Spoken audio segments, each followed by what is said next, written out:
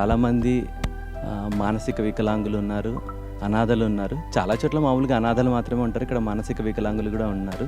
So దాదాపు ఇక్కడ ఒక 600+ మెంబర్స్ ఉన్నారు. సో వీళ్ళతో ఇక్కడ కొద్దిగా విరాళం ఇచ్చి ఇక్కడ చాలా ప్రశాంతంగా ఉంటుంది. యాక్చువల్గా ఏదో ఆర్ఫనేజ్కి వచ్చినట్టు కాదు, ఇక్కడ ఒక టెంపుల్కి వచ్చినట్ల ఫీలింగ్తోనే ఉంది. చాలా బాగుంది. హెడ్ పర్సన్ యాక్చువల్గా గట్టు శంకర్ గారితో మాట్లాడడం జరిగింది. సో తను అప్పుడు చెప్పారు యాక్చువల్గా ఈ అప్కమింగ్ డేస్లో ఇంత డెవలప్మెంట్ జరుగుతుందని. నేను ఖచ్చితంగా ఈ 2 ఇయర్స్ తర్వాత ఇప్పుడు వచ్చినప్పుడు చూస్తే నిజంగా అంటే నేను చెప్పినంతకన్నా ఇంకా ఎక్కువనే జరిగింది.